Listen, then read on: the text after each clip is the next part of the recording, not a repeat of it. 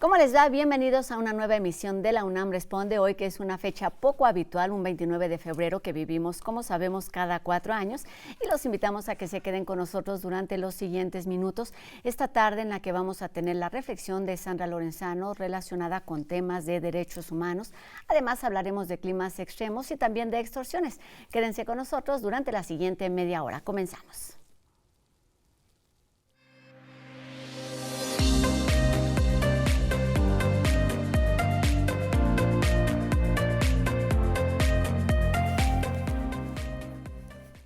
La extorsión se ha convertido en un delito cada vez más común en nuestro país que tiene impacto en el ámbito económico, social o político.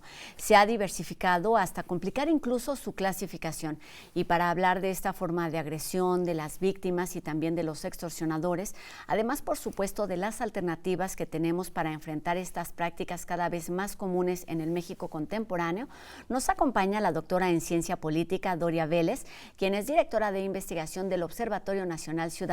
¿Cómo estás, Doria? Bienvenida. Hola, gracias por la invitación. Pues un gusto que estés aquí con nosotros de este tema del que escuchamos mucho y quizás es un poco complicado abordar. Comencemos por ahí. ¿Qué se entiende actualmente por extorsiones? Pues de entrada, si nos limitamos a la definición jurídica, veríamos que una extorsión se trata cuando se efectúa una amenaza para poder generarle un daño a cierta persona. Sobre todo es una amenaza pidiéndole cierta, normalmente se entiende como una gratificación económica a cambio, pero cuando uno analiza socialmente lo que ha pasado con las extorsiones es que estas se llevan a cabo incluso cuando no hay un pago. O sea, incluso creo que si analizamos socialmente cómo estamos en México, estamos muy acostumbrados a que se lleve a cabo una amenaza para pedirte un favor a cambio. Entonces, entendiéndolo desde el sentido más amplio y sobre todo por cómo viene tipificado en los códigos penales, la extorsión comienza a suceder en el momento en que yo te hago una amenaza pidiéndote algo a cambio. Y aquí es algo bastante problemático, sobre todo si tomamos en consideración lo que sucede al momento en que nosotros acudimos con una autoridad, ya sea si decidimos hacer una llamada o si decidimos recurrir a instituciones de seguridad de procuración de justicia, porque ahí la primera pregunta que nos realizan es si nosotros pagamos. Claro. Entonces, ahí limitan mucho el hecho de que se considere como una extorsión a la cuestión de si efectuamos el pago o no. Cuando en estricto sentido una extorsión se lleva a cabo y existe desde el momento en que yo te amenacé, aunque tú no me hayas pagado. Desde el momento de la amenaza. En referencia a esto que estás platicando, las formas de extorsión se han ido diversificando. ¿Cuándo o cómo es que se van hasta perfeccionando, que se vuelve complicada su clasificación? Pues nosotros estamos muy acostumbrados a hablar que una extorsión, a hablar sobre las extorsiones a partir de sus medios comisivos, es decir, si nosotros fuimos víctima de extorsión, ya sea por vía telefónica, si fuimos vía presencial, si fue por vía electrónica, pero cuando analizamos a profundidad lo que ha sucedido con la extorsión a partir de los testimonios de las víctimas, pues lo que en el observatorio identificamos es que es muy complicado que tú llegues a clasificar las extorsiones a partir de sus medios comisivos. Y esto se debe a que cuando nosotros hablamos, por ejemplo, de las extorsiones que solemos denominar como cobro de piso, claro. O sea, nosotros siempre nos imaginamos que es alguien que llega a determinado comercio, te hace la amenaza y te solicita el pago. Pero cuando hablamos y entrevistamos a distintas víctimas de este ilícito, lo que encontramos es que hay distintas formas. O sea, hay desde aquellos que llegan y nada más te dejan un teléfono celular en tu comercio y te dicen que tienes que responder la llamada que te efectuarán en los próximos días. Y todo el contacto y todo el intercambio es por medio telefónico. ¿Qué es lo que buscan las extorsiones, a fin de cuentas? ¿Algo pues, más que un fin económico? Sí, lo que buscan es tener control sobre cierto tipo de actividades, sobre cierto tipo de mercados. Aquí, por ejemplo, una de las unas de los tipos de extorsión que están sucediendo en diversas partes del país están muy enfocadas al control de ciertos mercados. Entonces nosotros encontramos que hay justo los extorsionadores llegan a una unidad económica y les piden que tienen que dejar de vender, por ejemplo, cierto tipo de producto. Les dicen, tú no puedes vender, por ejemplo, huevo. Y el huevo que tienes que vender solo se lo puedes comprar a determinada persona. Entonces va más allá de las ganancias económicas que puede implicar para quien comete este delito. Se implica poder garantizar cierta posición de poder y control. O sea, no solo a nivel territorial, sino también a nivel profesional, a nivel comercial. Vaya, les das bastantes armas para poder diversificar sus actividades y sus estructuras. Y esto nos habla de quiénes son los responsables de las extorsiones. No son generalmente pues delincuentes solitarios, sino habla de redes en verdad complejas y que pueden ser muy extensas. Pues lo que ha sucedido en México es que, como tú bien lo mencionabas, ya estamos muy acostumbrados a hablar sobre extorsiones, a escuchar que determinada persona pues recibió alguna llamada o a saber a través de medios informativos pues que algún comercio pues está siendo víctima de extorsión. Y si tomamos eso en consideración con todo lo que ha sucedido socialmente, la verdad es que tenemos una diversidad de actores detrás de las extorsiones que comienzan a veces desde las propias autoridades. Encontramos en el trabajo que ha hecho el observatorio entrevistando a víctimas, justo encontramos a quienes fueron víctimas de extorsión por parte de la Guardia Nacional.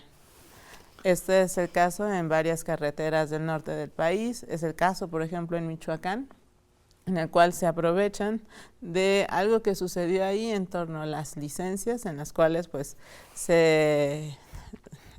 podías actualizar las licencias de conducir de determinado formato para que fueran válidas por muchos años. Eso fue autorizado por los gobiernos municipales y en el momento en que hay este cambio de administración deciden que ya no es válido y eso lo sabía la Guardia Nacional, pero la población no.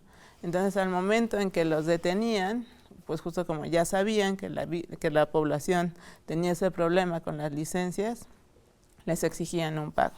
Y así, justo si nosotros recurrimos a lo que es la EMBE y analizamos de manera más detallada, pues hay cierto tipo de unidad. ¿Qué es? La EMBE es una encuesta nacional de victimización, pero enfocada a las unidades económicas. Entonces, para saber las cifras distintas a las carpetas de investigación vinculadas con este fenómeno, tenemos la EMBE y lo que es la ENVIPE. La ENVIPE es la encuesta nacional de victimización, pero que va enfocada a hogares y a la población mayor de 18 años.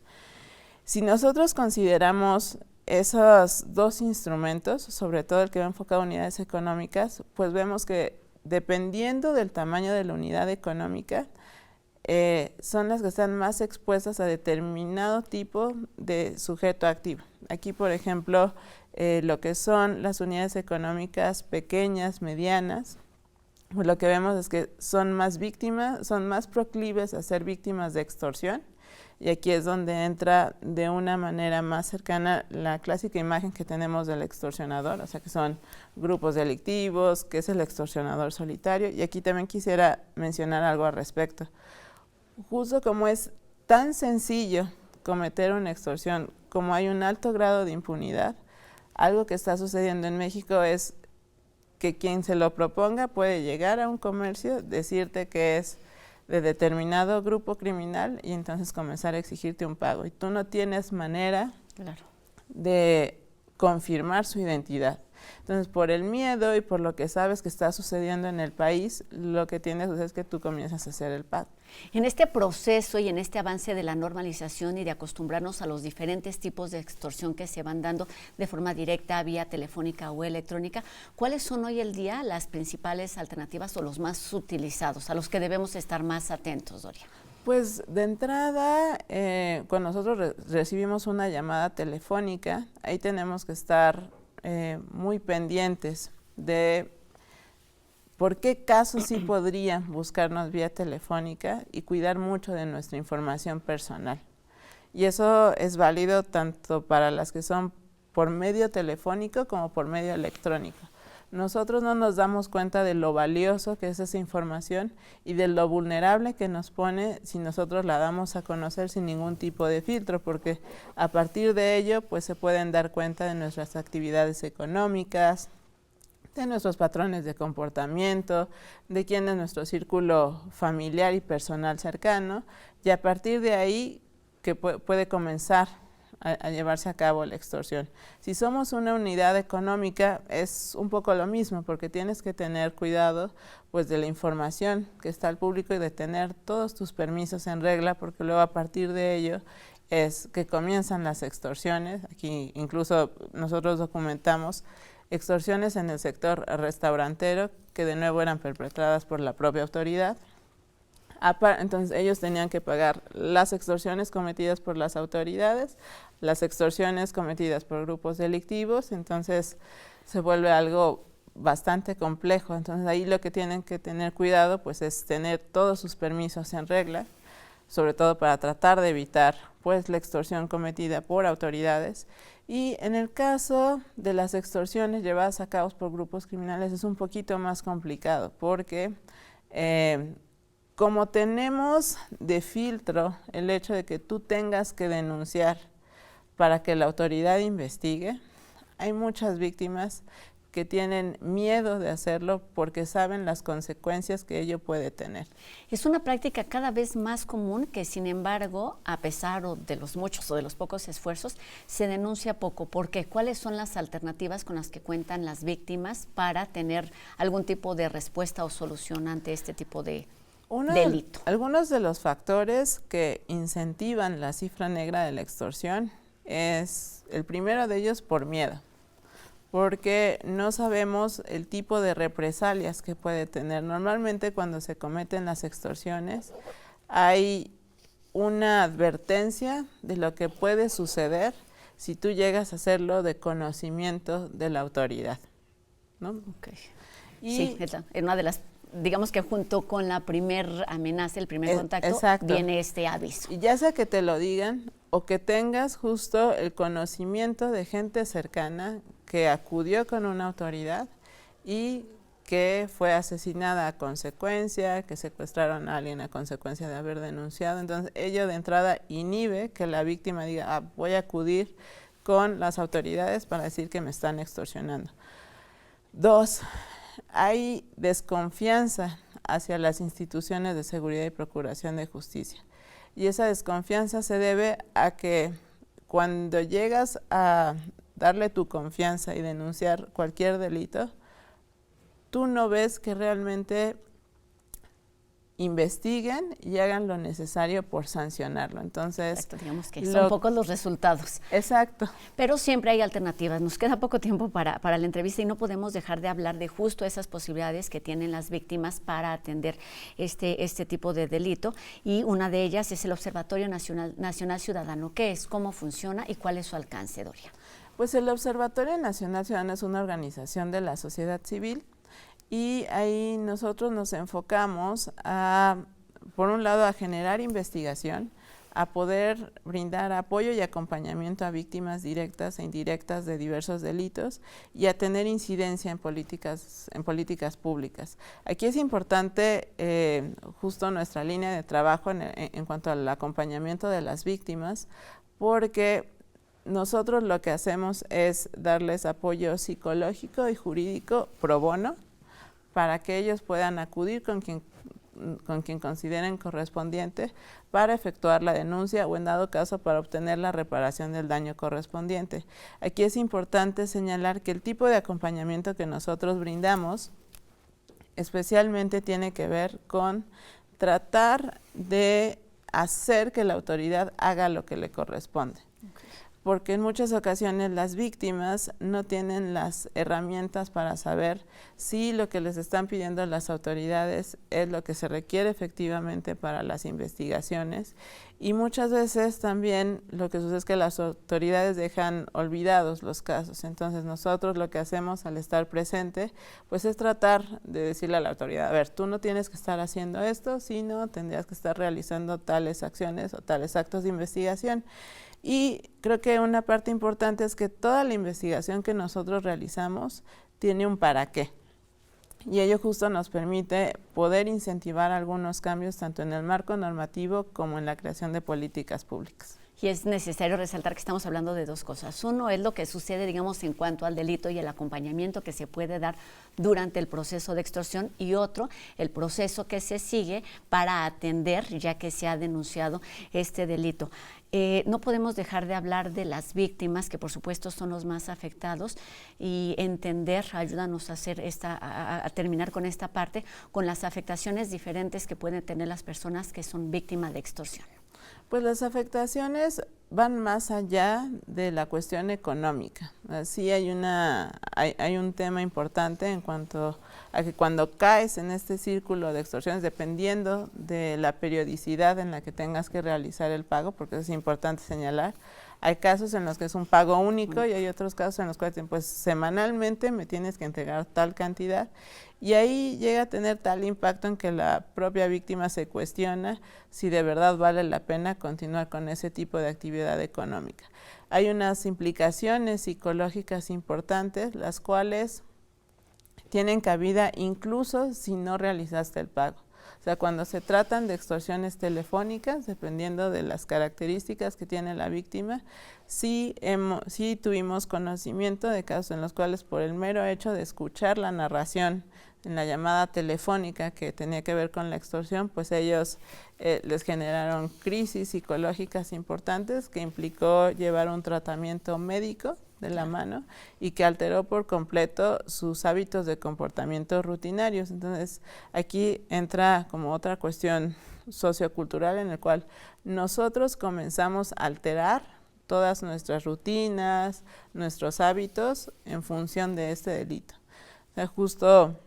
Y de un delito que es cada vez más común y que se va perfeccionando. Hay mucho que debemos aprender sobre este tema y que debemos saber, no solamente desde la ciudadanía, sino también entendiendo que hay instituciones o instancias a las que podemos acudir en cualquier caso de extorsión, y por supuesto las autoridades en cuanto a las regularizaciones, a las leyes que se van ideando y aplicando para penalizar este delito. Pero es importantísimo hablar también de la impunidad, que es una de las principales causas por las cuales se sigue aplicando, se sigue llevando a cabo un delito como este, que puede ser muy sencillo, pero puede tener serias afectaciones. Doria Vélez, muchísimas gracias por estos minutos, directora de investigación del Observatorio Nacional Ciudadano. Tengamos muy a la mano este sitio en caso de requerir algún tipo de acompañamiento. Buenas tardes. Gracias. Y tenemos más información, y es que continúan las actividades de la Filminería, donde por supuesto está presente nuestra televisora de diferentes maneras. Por ejemplo, este viernes será protagonista gracias al libro Televisión Universitaria, Tomo 1, la UNAM y la Televisión 1950-1984. Se trata de un texto escrito por Magdalena Acosta y Federico Dávalos, que resalta el papel pionero de este medio de comunicación dedicado a difundir la cultura, la ciencia y el conocimiento.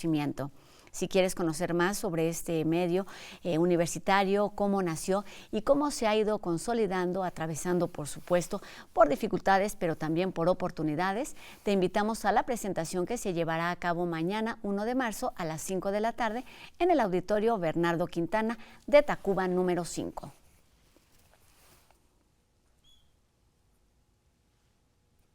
Sandra Lorenzano nos alerta enseguida sobre las distintas modalidades de violencia que se ejercen contra las mujeres. Vamos con Ser Universitarias.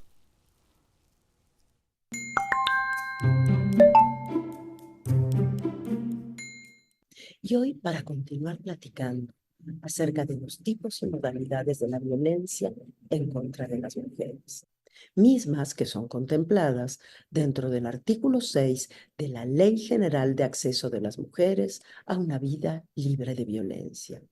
Las modalidades de la violencia contra las mujeres pueden entenderse en función relacional, es decir, tienen que ver con la relación que existe entre la persona en situación de víctima y quien comete la violencia en su contra, considerando incluso muchas veces el lugar en el que se realiza.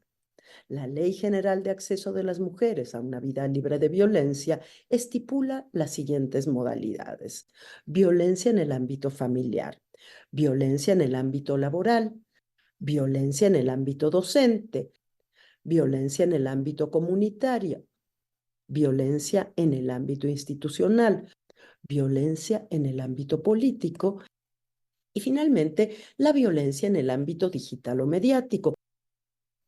Conocer los tipos y las modalidades de las violencias nos permite, a la vez, conocer nuestros derechos y conocer la manera en que podemos cuidarlos y exigirlos. La información, no lo olvidemos, es siempre poderosa, sobre todo cuando se transmite dentro de redes de apoyo y contención. Les invito a visitar en la página web de la SIGU el material que preparamos para ustedes. Ahí podrán encontrar los tipos y modalidades de la violencia contra las mujeres que hemos revisado en estas 2 últimas emisiones de Ser Universitarias. Cuídense mucho, nos escuchamos por aquí mismo la próxima semana, no sin antes agradecerles muchísimo su acompañamiento siempre a estas colaboraciones y agradecerle a la querida Rosa la generosidad de su espacio. Hasta la próxima semana.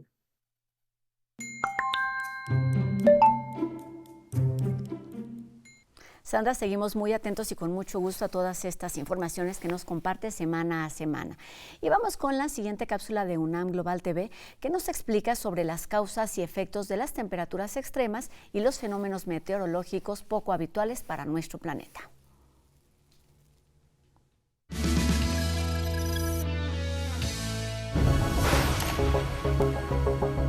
El mundo rompió un récord en 2023.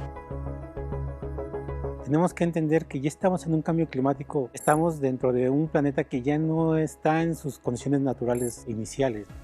De acuerdo con cifras de la Organización Meteorológica Mundial, el 2023 fue el año más caluroso desde 1850, cuando iniciaron los registros del calentamiento terrestre. El año pasado se alcanzó una temperatura promedio de 1.45 grados arriba de los niveles preindustriales, una cifra muy cercana a los 2 grados. El límite de temperatura propuesto en los Acuerdos de París de 2015. De hecho, la segunda mitad del año rompió todos los récords casi mes a mes, ¿no? Lo que pasaba en junio era el más caluroso de los años anteriores, igual con julio hasta septiembre hubo este fenómeno de un alto calentamiento, de una temperatura elevada en México y en todo el mundo. Ese incremento de temperatura terrestre se refleja en el aumento de los fenómenos meteorológicos extremos, como la sequía, la crisis hídrica y los incendios. Se ha estado observando que cada vez son más los días secos en el país. Están aumentando los periodos de días sin lluvia, sobre todo en el norte. Los días de altas lluvias cada vez son más espaciados y se está pronosticando que casi se reduzca un 20% de la precipitación en el país a nivel regional. Ya los cuerpos acuíferos se están reduciendo a niveles críticos. Cada año oímos que el Cutzamala siempre tiene una escasez de recursos, y eso es cada año. Los efectos también se ven en la salud de las poblaciones. Nunca hemos tenido tantas muertes por golpes de calor, y no solo son las por golpes de calor, también afecta a gentes con otro tipo de enfermedades cardiovasculares, respiratorias. Ese exceso de calor se refleja también en problemas como paros cardíacos, paros respiratorios, enfermedades neurológicas. Entonces todos estamos expuestos a estos fenómenos. De no tomar medidas urgentes para mitigar los daños ya ocasionados, el 2023 solo será el principio del catastrófico futuro que le avecina el planeta. El 2024 se espera que sea incluso más cálido que el 2023. No va a ser tan sencillo, va a venir quizá más difícil que lo fue el 2023 y tomar esto en conciencia para comenzar a prevenir lo que pueda suceder. Nosotros somos la causa y a la vez la solución a todos estos problemas.